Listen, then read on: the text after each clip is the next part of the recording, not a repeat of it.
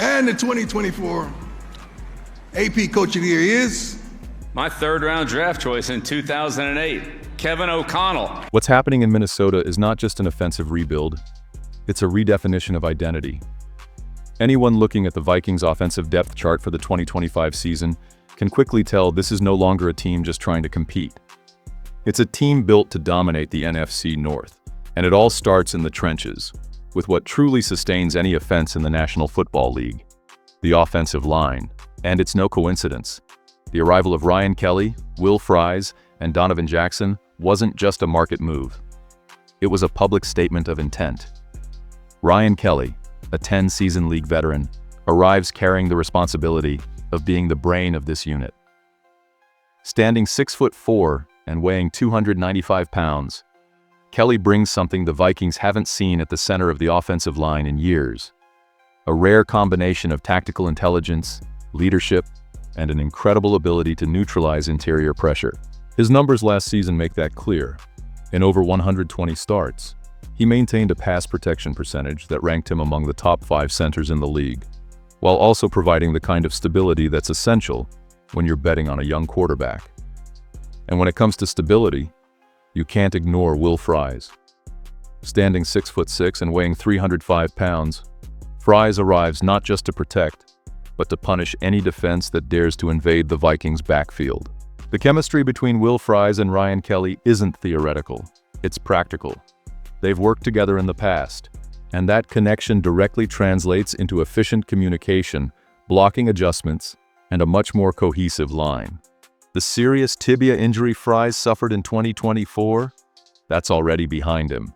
The recovery was complete, and the Vikings went all in with a 5-year contract worth $88 million because they know he's not just another guard. He's a central part of this offense's transformation. But it's Donovan Jackson who completes this magic triangle on the interior of the line. A first-round draft pick out of Ohio State, Jackson isn't just young, he's extremely technical and mentally prepared. Standing 6'4" and weighing 300 pounds, he brings together attributes that are rare even among the league's top guards. Quick feet, heavy hands, and a sense of controlled aggression that makes any defender think twice before trying to break into his space. His college performance, especially in the playoffs, was a true spectacle. Facing the best pass rushers in the country, he showed not only strength, but also adaptability, game awareness, and complete dominance in clutch moments. And it's exactly that kind of profile that fits perfectly into the offensive system implemented by Kevin O'Connell, which emphasizes clock control, long drives, and manipulating opposing defenses through play action. And if the offensive line has become a fortress, it's the stage for a group of playmakers who turn every snap into a real threat. In the backfield, the impact of Jordan Mason's arrival cannot be underestimated. Mason, with his incredible ability to break tackles and generate yards after contact, brings a physical dimension that perfectly complements the more dynamic and versatile game of Aaron Jones. While Mason is the hammer, capable of bulldozing defenders and consistently gaining yards between the tackles, Jones acts like a sharp blade, cutting through defenses with his ability to catch passes out of the backfield and accelerate immediately after the reception. The impact of this duo is not limited to the running game. By forcing the linebackers to commit to the line of scrimmage, they open up space in the second and third levels of the defense. And who benefits from this? The trio of wide receivers that the Vikings have assembled for 2025. Justin Jefferson remains the alpha, the wide receiver that no defense can ignore. His ability to dominate intermediate and deep routes forces any defense to double coverage, automatically creating windows for the other receivers.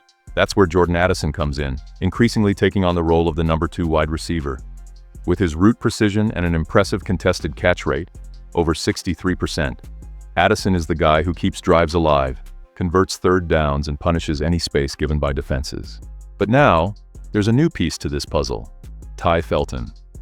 With insane speed, a 4.37-second 40-yard dash, and an athletic profile that puts instant pressure on defenses, Felton doesn't need 10 targets per game to make an impact. His role is different, turning short receptions into long gains and, most importantly, exploiting the gaps created when Jefferson and Addison draw double coverage. His ability to generate yards after the catch. He had 590 yards in his last college season, combined with his skill to create separation, adds an explosive layer that Minnesota didn't have in the previous rotation. And just when the opposing defense thinks it can breathe, Rondale Moore shows up. Returning to his best form after an injury, Moore presents himself as the wild card who can line up both in the slot and in tighter formations, forcing the defense to choose: respect the speed or protect the middle of the field. Moore is the kind of receiver who turns any screen or short route into a real touchdown threat, especially when lined up next to Felton, forcing the defense to stretch horizontally. Behind this arsenal is the most watched figure of the season, McCarthy. The bet is clear, bold, and full of risks, but also full of potential. Protected by a line that promises to be one of the strongest in the NFC division, and surrounded by playmakers in every direction, McCarthy is not just here to manage the offense. He arrives with the mission of being the engine of an offense that can indeed become one of the most efficient in the league. His accuracy on short passes, combined with the mobility to extend plays and exploit bootlegs and play actions, which are pillars of Kevin O'Connell's scheme, make him a perfectly aligned piece in the Vikings' new philosophy. And if Plan A hits a snag, the presence of Sam Howell and the surprising Max Brosmer on the depth chart is no minor detail. Howell, with his combination of a strong arm and functional mobility, emerges as the quarterback who, if called upon, can maintain the offense's rhythm, especially using play action and rollouts, tools in which he has already shown efficiency. And Brosmer, although undrafted, has already shown during minicamp sessions that his game reading, mental processing, and accuracy in intermediate windows are valuable attributes, qualities that make his presence on the roster much more than symbolic. This is the new face of the Vikings' offensive line and offense, a group that combines youth, experience, aggressiveness, and tactical intelligence, ready to face the challenges of a division where every inch counts, and where NFC North rivals Detroit Lions, Green Bay Packers, and Chicago Bears leave no room for mistakes. When you look at the Vikings' offensive depth chart, you can't ignore the impact the offensive line has on every component of the system. The synergy created between Ryan Kelly, Will Fries, Donovan Jackson, Christian Darrisaw, and Brian O'Neill goes beyond quarterback protection. It directly shapes the operation of the entire offensive plan, designed by Kevin O'Connell. The presence of Donovan Jackson as the guard on the left side, for example, creates ideal conditions for the intensive use of runs on the strong side, exploiting the combination of strength and mobility that he and Darrisaw offer when pulling to open running lanes. The impact doesn't stop there. The strength of the interior line allows the play-action game to take on a new dimension. Plays that previously required quick throws due to internal pressure can now develop for longer, allowing intermediate and deep routes to unfold. This means Justin Jefferson will have even more opportunities to attack the intermediate zones of defenses, especially when linebackers are forced to respect the running game and move closer to the line of scrimmage. The ripple effect reaches directly to Jordan Addison and Ty Felton. With the safeties committed to defending against Jefferson's big plays, a range of opportunities opens up for Addison to operate on crossing routes, digs, and outs, exactly where his precise cuts and ability to create separation wreak havoc. At the same time, Felton acts as that disruptive piece, lining up both on the outside and in the slot, ready to turn any small space into explosive gains. His college average yards after catch, 5.2, is not just a number. It perfectly represents the role O'Connell envisions for him within this system.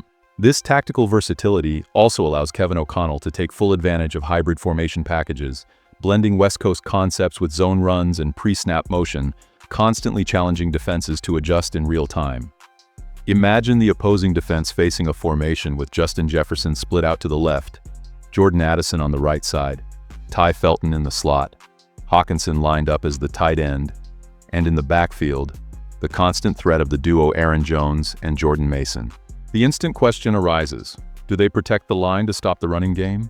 Do they drop the secondary back to prevent the big play? Do they gamble on a blitz to try to disrupt McCarthy? Every decision comes with a cost, and this is exactly where the Vikings offense creates an advantage. Speaking of Hawkinson, his presence as a tight end is not just a resource for short passes or additional blocking. Within the current system, he becomes a key piece to manipulate coverages. When lined up in motion, Hawkinson forces the linebackers to move, immediately revealing the defense's intention, whether they're in man or zone coverage. This makes it easier for McCarthy to read, as he already showed in college his ability to make quick post-snap decisions. Gavin Bartholomew, drafted this year, complements that role perfectly. Standing 6'4" and 260 pounds, he's a reliable support piece, versatile in blocking and efficient in short routes, fitting seamlessly into the Vikings' offensive structure. And if the linebackers try to apply pressure, the screen game explodes. Rondale Moore, with his agility and open field, becomes a lethal safety valve. His track record of gaining yards after the catch, combined with his ability to read blocks in space, turns simple screens into plays of 20, 30, or even more yards. The perfect scenario unfolds when Felton and Moore are on the field at the same time, two players who force the defense to spread out horizontally, opening gaps for Addison and Jefferson to attack the vertical zones. The role of the running game in this equation is not secondary.